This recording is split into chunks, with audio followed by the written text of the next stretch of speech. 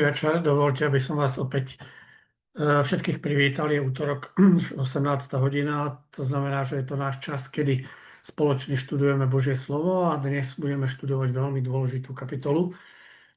Informácie v tejto kapitole nám povedia, prečo prežívame toľko zla na tomto svete, odkiaľ sa zlo vzalo, ako to súvisí s nami a čo môžeme ďalej očakávať. Dovolím si povedať, že bez pochopenia tejto témy, správneho pochopenia tejto témy, môže byť pohľad na kresťanstvo alebo prežívanie kresťanstva veľmi skreslené.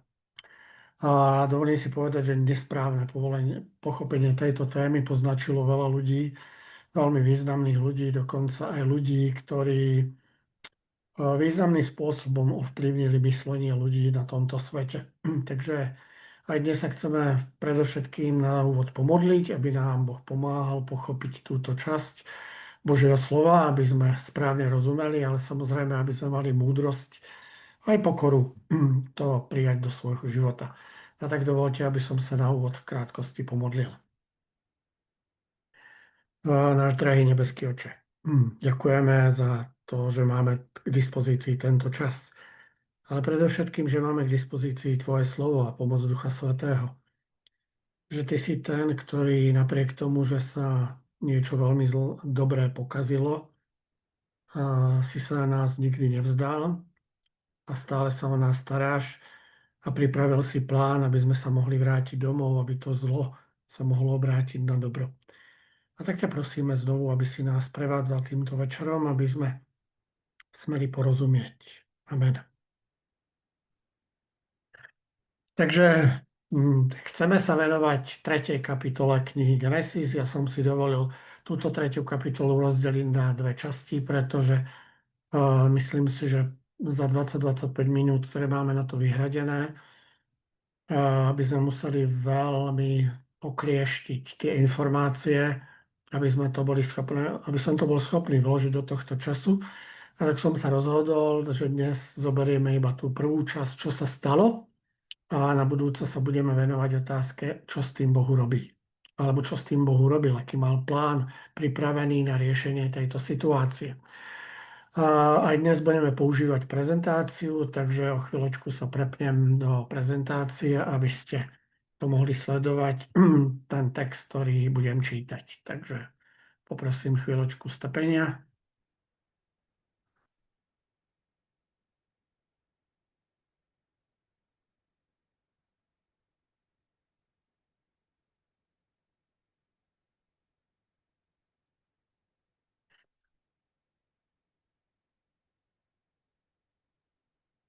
Skôr než prejdem k samotnej prezentácii, tu mám dva dôležité oznámy alebo informácie, o ktorých ste sa už dozvedeli, ale potrebné, aby sme to pripomínali znovu, možno pre niektoho, kto nebol na prvom stretnutí. Chcem vám pripomenúť, že tento videohovor sa nahráva. Nahráva sa z toho dôvodu, aby tí ľudia, ktorí nie sú schopní to v reálnom čase sledovať, aby sa k tomu mohli vrátiť. A mohlo by to niekomu z vás prekážať, ak sa chcete tomuto vyhnúť, aby ste tam v tom vysielaní jednoducho neboli, tak dá sa tomu vyhnúť tak, že jednoducho sa nebudete zapájať do toho aktívne, v tom zmysle, že nebudete klásť otázky slovne. Pokiaľ budete klásť otázky iba na záver prostredníctvom chatu, tak to nejakým spôsobom neohrozí vašu identitu alebo to, pod akým menom ste, ale iba v prípade, že sa teda prihlásite a bude váš hlas počuť v prenose, tak sa samozrejme objaví aj v tom zázname. Takže to je jedna informácia, ktorú vlastne potvrdzujete, že od časťou na štúdiu dávate súhlas so spracovaním a uchovávaním audiovizuálneho záznamu. A teraz ešte druhá informácia.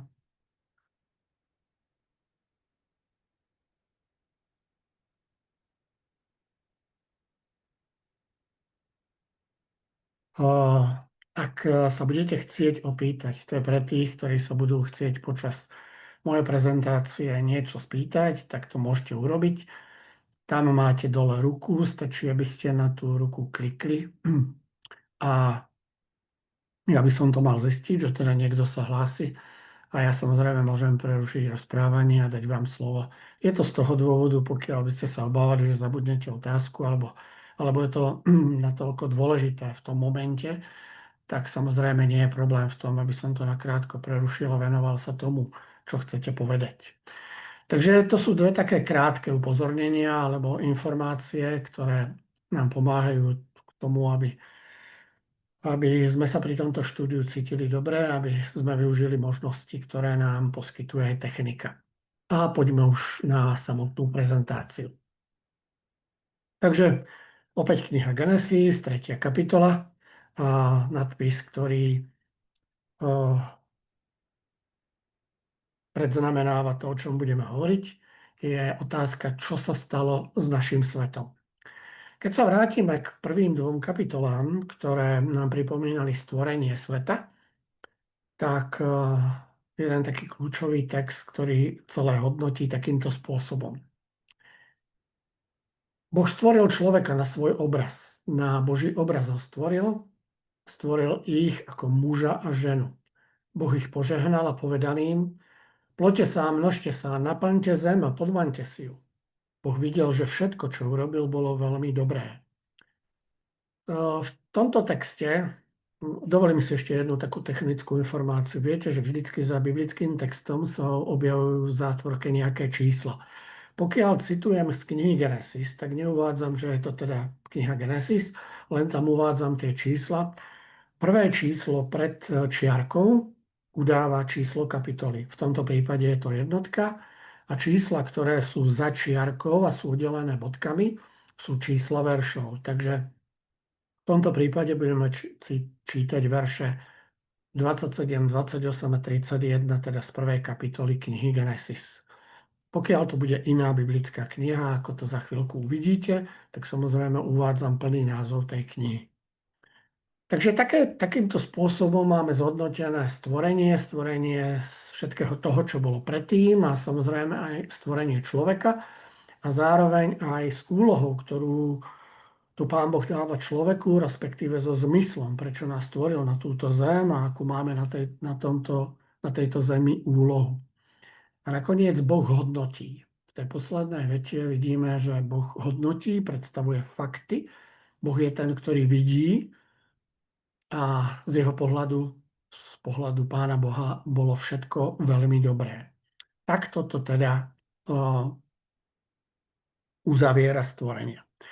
Po tomto období nastalo niekoľko týždňov, mesiacov, rokov, nevieme presne, kedy život bol v absolútnej harmónii. Život Adama a Evy, všetkého stvorenstva na tejto zemi aj celé planéty. Neexistovalo nejaké zlo a nejaké dôsledky zla. Ale 3. kapitola nám popisuje udalosť, ktorá sa stala a tá informácia pre nás veľmi nepríjemná, pretože my ju aj prežívame. Nie len to, že sa o nej dozvieme, my zažívame, čo je to zlo a dôsledky zla. Takže nevieme, aký dlhý čas prebehol medzi tým, keď Pán Boh stvoril človeka a tým, čo je opísané v 3. kapitole. 3. kapitola začína touto informáciou. Had bol najstivejší zo všetkých polných zvierat, ktoré utvoril Hospodín Boh. Boh stvoril niekoľko druhov zvierat, niekoľko kategórií, ako napríklad vtáky a podľa ich druhov, všetky ryby alebo všetko to, čo sa hýbe v mori, a stvoril aj suchozemské zvieratá. A medzi nimi jeden z nich bol had. A tu je opísaný v tomto verši ako najlstivejší. Vynechané sú všetky ostatné vlastnosti alebo forma, ako vyzeral, je zdôraznené len zrejme to najpodstatnejšie z pohľadu toho, čo budeme študovať. Je najlstivejší. To znamená, všetko to, čím bol a čo dostal, používanie správnym spôsobom na lesť alebo prefíkanosť. A tak z tohto titulu sa chceme spýtať, kto teda stvoril hada? Ano, a prečo bol stvorený had a prečo sa vôbec so zlom stretávame a s prefíkanosťou alebo s lstivosťou. A Poďme sa pozrieť až na poslednú knihu Biblie, ktorá nám tento problém vysvetľuje. Je to kniha Zjavenie Jána a tam v 12. kapitole vo veršoch 7 až 9 čítame tieto slova. Na nebi alebo v nebi sa strhol boj. Michal, čo je iné meno, iný titul pre Ježiša Krista. Michal znamená, kto je rovný Bohu v hebrejčine. Michal a jeho anjeli bojovali proti drakovi, aj drak a jeho anjeli bojovali. No neobstáli a nebolo už pre nich miesto v nebi. Veľký drak, starý had, ktorý sa volá Diabol a Satan, zvodca celého sveta, bol zvrhnutý na zem a s ním boli zvrhnutí aj jeho anjeli. Skôr než vznikol tento svet, sa odohrala táto udalosť v nebesiach. Je tu Boží syn, bytosť, ktorú poznáme pod menom Ježiš Kristus. Jedna z titulov je aj Michal alebo Michael, ktorý je okrem iného aj vodcom nebeských anielov. Bojovali proti drakovi. Kto je to drak? Áno, drak má nejakých svojich anielov, to znamená nasledovníkov. Je to nejaký titul.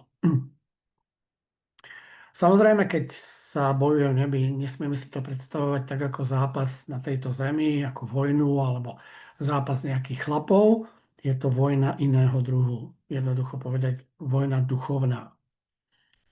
Drak a jeho anjeli neobstáli a nebolo pre nich už miesto v nebi. A teraz podstatná informácia. Niekoľko titulov dostáva táto bytosť. Veľký drak. To je titul, ktorý dostáva v knihe Zjavenia, pretože sa určitým spôsobom táto bytosť prejavuje. Starý had, to je to, s čím sme sa stretli v Genesis, ktorý sa volá Diabol a Satan. Diabol je grécka forma a Satan je hebrejská forma mena nepriateľ. Ďalší titul, zvodca celého sveta, bol zvrhnutý na zem a s ním boli zvrhnutí aj jeho anjeli. Tak sa dozvedáme ako bytosť, ktorá okrem iného nesie aj ten názov had, ako sa dostala na zem, prečo sa na zemi objavil, prečo tu je a čo tu robí. A poďme sa ešte na chvíľku pozrieť, ako v dobe, keď žili Ježiš Kristus na tejto zemi, ako sa on postavil k tejto bytosti alebo k tejto skutočnosti. V Jánovom evanjeliu, teda už nie v zjavení Jána, ale v evanjeliu, vo 8. kapitole 44. verši je zaznamenaná myšlienka, ktorú Ježiš Kristus vyslovil určitým Židom, s ktorými sa stretol. Na základe tej komunikácie, ktorá tam prebehla, Ježiš hovorí, vašim otcom je diabol a chcete plniť žiadosti svojho otca. On bol od počiatku vrahom ľudí a nestal v pravde, lebo v ňom nie je pravdy. Keď hovorí lož, hovorí z toho, čo mu je vlastné, pretože je klamár a otec lži. Diabol je teda grécka forma mena Satan a to je teda jeden z titulov, o ktorých sme pred chvíľou hovorili aj v knihe, alebo čítali sme si v knihe Zjavenia. Takže vráťme sa na nášho pôvodného textu. A ešte teraz tu mám niekoľko mien, ako poznáme túto bytosť. Satan, diabol, nepriateľ, otec lží, vrah, drak, to sme si všetko povedali, okrem iného aj Lucifer. Latinský Lux Ferrium, čo je také kladné meno, pretože v preklade do slovenčiny to znamená nositeľ svetla alebo zorníčka. Bol to pôvodný Boží anjel, ktorý sa rozhodol ale proti Pánu Bohu bojovať. Z nejakých dôvodov sa rozhodol, že nebude rešpektovať Pána Boha, ale chce sám nahradiť Pána Boha. O tejto skutočnosti nám hovoria dve starozákonné knihy. Kniha proroka Izajaša a Ezechiela. Dnes sa tomu nebudeme hĺbšie venovať, pretože z pohľadu nášho štúdia stačí, aby sme si identifikovali bytosť, s ktorou sa stretávame v 3. kapitole Genesis. Takže vráťme sa do textu. Had bol teda najlstivejší zo všetkých polných zvierat, ktoré utvoril Hospodin Boh. A tento had povedal žene. Ešte si dovolím poznamenať, že Boh je tu označený, ako som vám to už hovoril aj minule, dvomi menami, a to Hospodin Boh, čo je Jahve Elohim.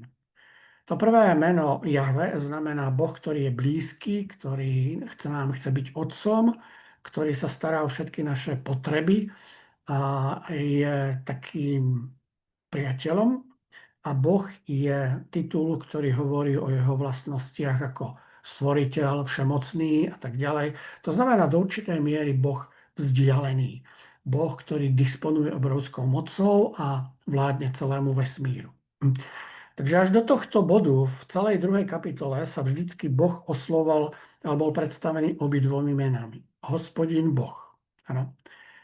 Túto vetu napísal autor tejto knihy, teda Mojžiš. A teraz ale prehovorí had. A ten had sa prihovorí k žene, teda k Eve, ktorá prichádza k stromu a položí jej otázku. Naozaj vám Boh zakázal jesť zo všetkých stromov zahrady? A teraz vám vysvetlím, čo znamená to modré Boh, ktoré som tam napísal. Keby som to povedal jednoducho, tak táto bytosť teda osloví Evu. Naozaj vám nejaký Boh zakázal jesť zo všetkých stromov zahrady? On nepopiera, že ten Boh je mocný, nepopiera, že ten Boh je stvoriteľ, ale chce znevážiť iné časti jeho bytosti, iné vlastnosti tejto bytosti, teda Pána Boha. Naozaj vám Boh zakázal jesť zo všetkých stromov zahrady? Keďže tento had je v podstate len médium, keď to poviem jednoducho. Ten, ktorý cez hada hovorí, je samotná tá bytosť, o ktorej sme hovorili, a teda Satan, diabol alebo nepriateľ, a hada používa len ako svoje médium. Je pochopiteľné, že táto bytosť, ktorá má tiež neskutočne silné a schopné vlastnosti, on vie, čo Pán Boh povedal prvým ľuďom. Takže jeho otázka nie je preto, aby sa dozvedel, ale preto, aby dosiahol určitý cieľ. Ten cieľ je predovšetkým v tom nadviazať komunikáciu s Evou. A to druhé je znevážiť Pána Boha. Pretože on vie, že to, na čo sa pýta, nie je pravda. Chce dostať Evu do určitej situácie. Ako Eva reaguje? Ona mu odpovedala. Ovoci zo stromov v záhrade jesť smieme, ale o ovoci stromu, ktorý je uprostred záhrady, Boh povedal: nejedzte z neho a nedotknite sa ho, aby ste nezomreli. Eva je zaskočená. Zaskočená a to je prekvapenie vidieť v tom, ako odpovedá. Ona neodpovedá presne tak, ako im to povedal kedysi Pán Boh, že ovocie zo všetkých, alebo z každého stromu môžete jesť. Ona povie iba zo stromov. To znamená to dovolenie Božie, ako si zúži. A potom, keď hovorí o priamom zákaze, tak tam doplňuje jednu vetu. Nejedzte z neho a nedotknite sa ho. My nemáme záznam, že by Boh toto povedal. Čo z toho vyplýva? Eva je ovplyvnená tým, čo Satan hovorí. Satan, ako bytosť, ktorá bola pôvodne dobrým anielom, má samozrejme oveľa väčšie schopnosti, ako má samotný človek. A chce dosiahnuť svoj cieľ a zdá sa povedať, že sa mu to darí. On v tom rozhovore ale pokračuje ďalej. No had povedal žene: nie, určite nezomriete. Boh totiž vie, že keď v ten deň, keď budete z neho jesť, otvoria sa vám oči a budete ako Boh. Budete poznať dobro i zlo. A Boh tu prehlasuje, v druhej vete už prehlasuje Pána Boha za klamár. On hovorí, to, čo vám Pán Boh povedal, nie je pravda. Vy nezomriete. Tu sa objavuje prvýkrát učenie o nesmrteľnosti duše, ktoré samozrejme Biblia nejako nepodporuje. A všimnite si, že táto myšlienka vychádza od Satana. On je ten, ktorý to povedal. Boh povedal Adamovi a Eve, ak zhrešíte, zomriete. Satan tvrdí pravý opak. A hovorí, no, Boh tým zákazom niečo sleduje. Ak môžete jesť zo všetkých stromov záhrady, ale nesmiete jesť toho jedného, tak v tom bude niečo zvláštne. Pravdepodobne bude v tom, že sa vám otvoria oči. Získate viac možností, ako máte doteraz, a vy sami budete ako Boh. A budete poznať dobro a zlo. Lebo ten strom, o ktorom hovoríme, sa nazýva strom poznania dobra a zla. To znamená, on Eve ponúka niečo viac.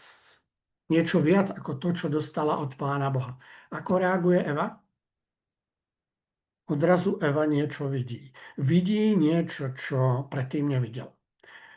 Môžeme povedať, že tie Satanové slova pôsobili ako reklama alebo marketingový ťah, pretože Eva odrazu vidí, že by bolo dobré jesť zo stromu, že strom je na pohľad lákavý a na získanie múdrosti vábivý. Keď prišla k stromu, tak si to nevšimla, ona to nevidela, ale táto reklama, ktorú tomu spraví Satan, zasahuje všetky jej aspekty bytia.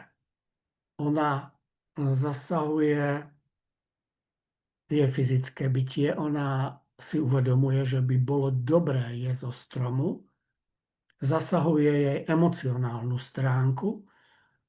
Ovocie toho stromu je na pohľad lákavé, alebo ten strom je na pohľad lákavý a zasahuje intelektuálnu stránku. To je na získanie múdrosti vábivé. Teda Satan tomu spravil takú reklamu, že úplne sa kompletne mení pohľad Evy na to, čo vidí.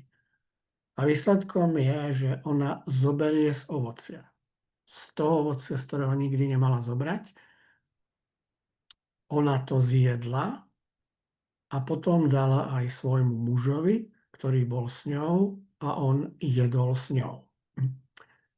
Adam s veľkou pravdepodobnosťou nebol spolu s ňou pri strome, pretože nejakým spôsobom sa nezapája do rozhovoru, Satan ho neoslovuje, Eva s ním komunikuje sama.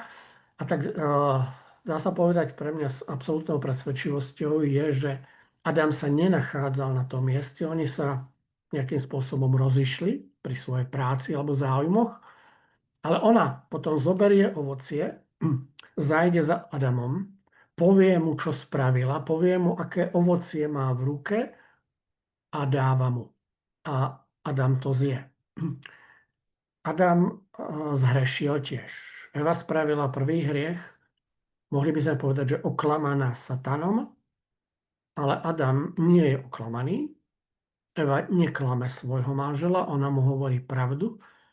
Adam sa vedome rozhoduje, on vie, čo robí a zdá sa, že dôvod, prečo sa rozhodol, že to ovocie zje, je, že keďže Pán Boh povedal, že kto zje to ovocie, zomrie, tak on jednoducho nechce stratiť svoju milovanú manželku. Jediného tvora, ktorý je mu podobný a ktorý je mu blízky v tom všetkom stvorenstve. A tak tento krok robí úplne vedome. Čo sa stalo? Text hovorí, obidvom sa otvorili oči. Teda zdanlivo sa stalo to, čo sa tam predpovedal. Ale výsledok je úplne iný. Oni spoznali, že sú nahí. Čo to znamená byť nahý? Oni aj dovtedy boli nahí, ale si to neuvedomovali. Nahý je iný výraz pre hriech, teda sú hriešni. Ale samozrejme, oni sa cítia aj fyzicky nahí. Prečo sa cítia nahí? Pretože sa oddelili od Pána Boha.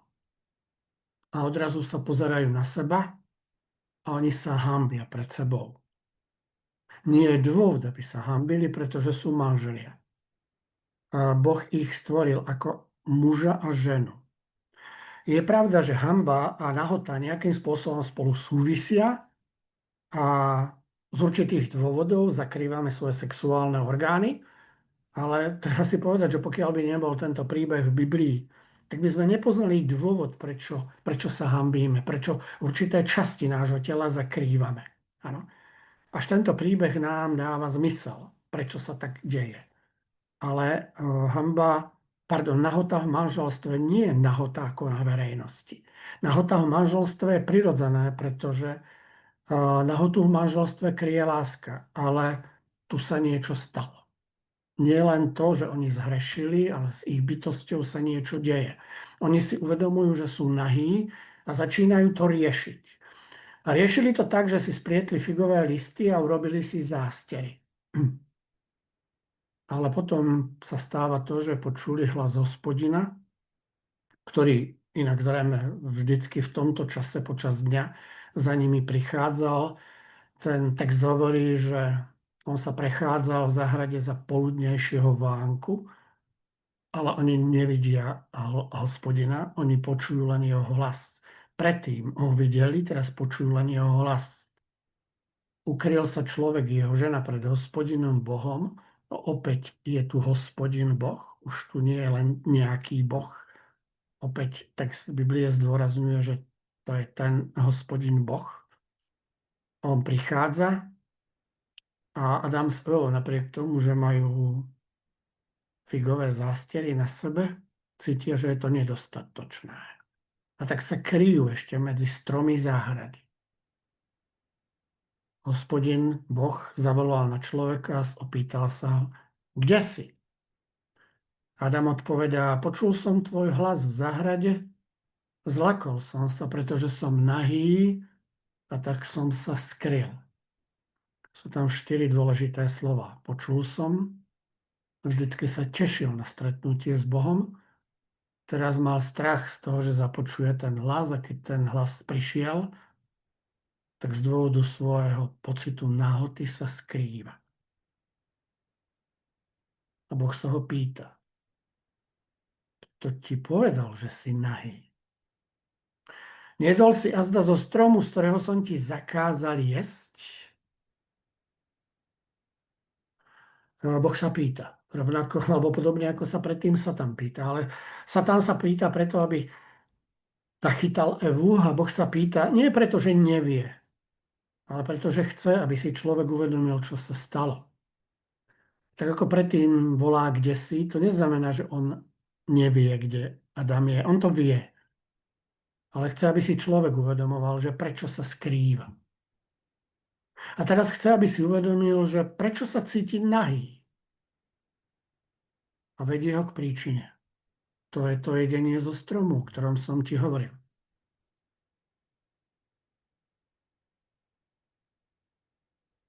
A Adam odpovedá. Odpovedá priamo. Ani ho nenapadlo, že by neodpovedal, ale odpovedá zvláštnym spôsobom.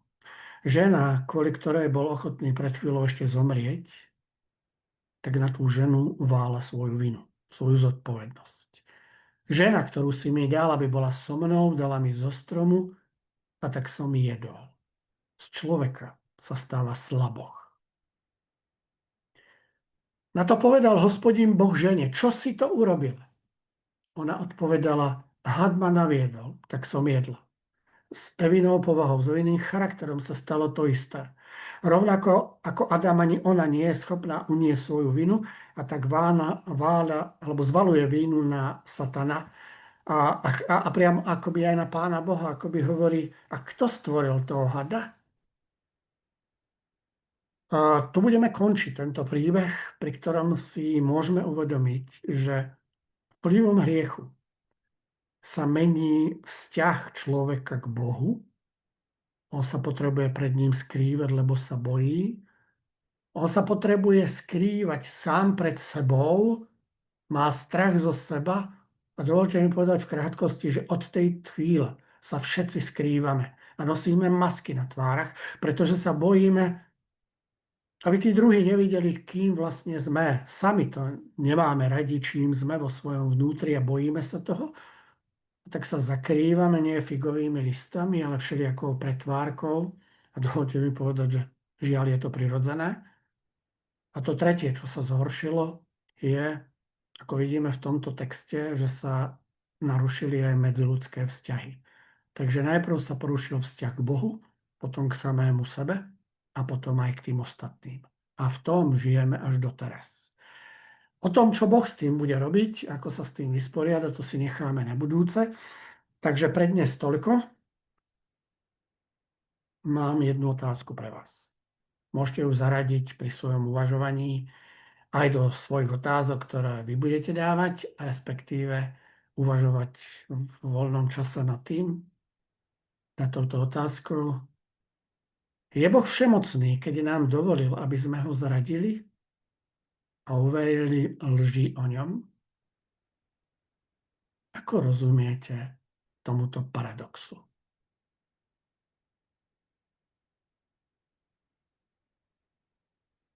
Dovolte, aby som vám pripomenul, že bola vytvorená WhatsApp komunita. To znamená, že pokiaľ máte záujem komunikovať aj medzi týmito konzultáciami, ktoré máme každý útorok, tak sa môžete do tej WhatsApp komunity prihlásiť. Máte tu QR kód, ktorý keď si zosnímate, tak sa tam môžete pripojiť, respektíve aj v čete budete mať nejaký link uvedený. Takže toľko k týmto informáciám a teraz nás čakajú to už, čo nás čaká každý večer pri tomto stretnutí a to sú vaše otázky. Takže nech sa páči, ja teraz ukončím prezentáciu a vás poprosím, aby ste teda začali písať svoje otázky, pokiaľ nejaké máte. My pravdepodobne začneme tým, že budeme zdieľať otázky, ktoré som nestihol zodpovedať minule a potom sa pripoja aj tie, ktoré napíšete ešte dnes večer. Takže nech sa páči, rád si prečítam vaše otázky a pokiaľ budem vedieť, tak budem sa snažiť aj odpovedať. Takže do tejto chvíle ďakujem za pozornosť tomuto výkladu. Prvá otázka. Prečo had naviedol najprv Evu a nie Adama? No, z textu vyplýva, že Eva bola tá, ktorá prišla k stromu. Nedozvedáme sa, že pri strome by sa objavil Adam. To znamená, had využil to, že je tam sama, pretože Pán Boh hovoril, že človek to je muž a žena. Keď sme v tomto zložení, tak ako nás Boh stvoril, tak sme silnejší, odolnejší. V prípade, že je muž bez ženy alebo žena bez muža, už to nie je tak komplet, ako to mal Pán Boh v úmysle. To znamená, že Satan využil túto, ako to nazvať, nepripravenosť, slabosť a zaútočil na Evu.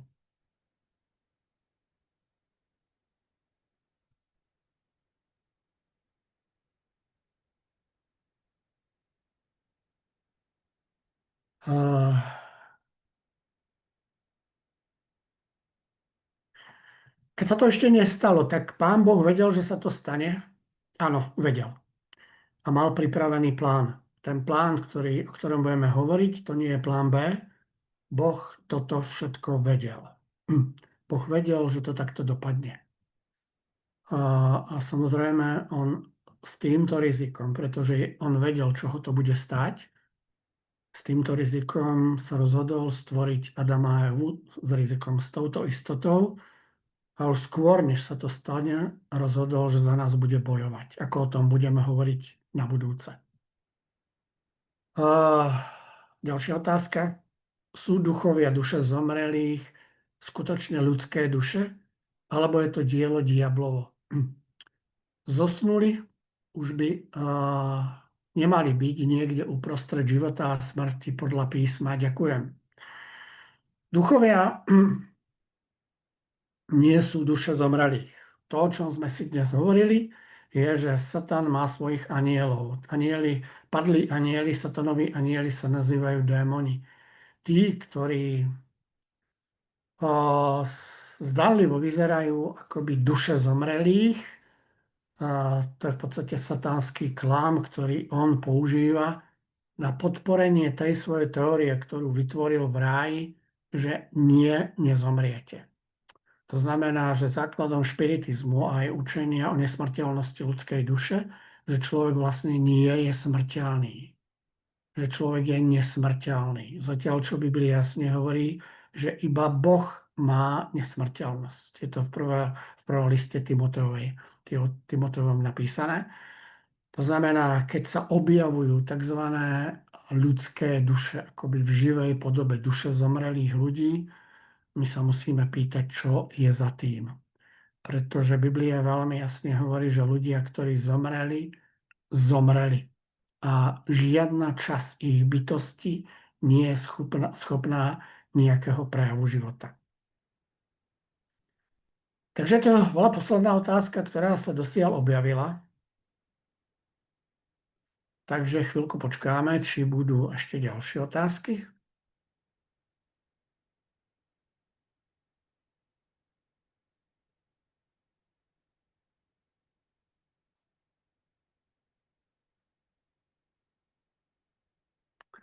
Tak, zdá sa, že ďalšie otázky nie sú. Ak by sa objavili, tak samozrejme my ich radi zodpovieme zase, alebo ja ich rád zodpoviem pri ďalšom stretnutí, ak budem vedieť.